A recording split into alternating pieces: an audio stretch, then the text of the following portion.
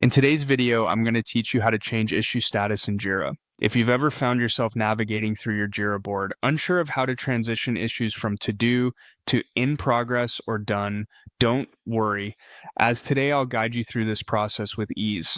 Let's dive right in. First, to get started, you'll want to head over to Jira.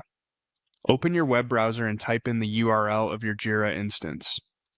Once you're on the Jira homepage, you'll usually be greeted by the dashboard that gives an overview of everything you might be working on.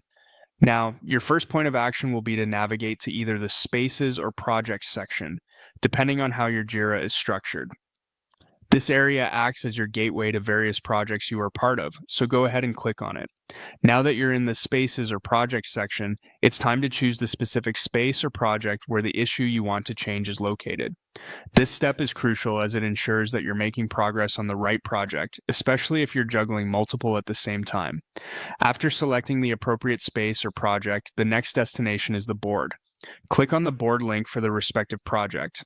The board will show you a visual representation of all issues and their current statuses, displayed typically in columns like To Do, In Progress, and Done.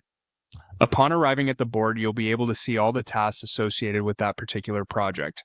Here, everything is laid out in a format designed to help you easily follow the progression of tasks. Now comes the critical part. You can change the status of any task simply through the drag and drop method.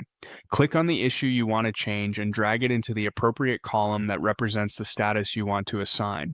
For example, if an issue is currently marked under To Do and you need to update it to In Progress, just drag it over to the In Progress column. This drag and drop feature not only makes it intuitive, but also visually satisfying to track your progress.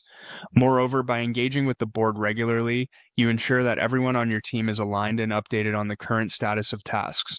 Remember, keeping the status of issues updated is vital for effective project management and ensures transparency within your team.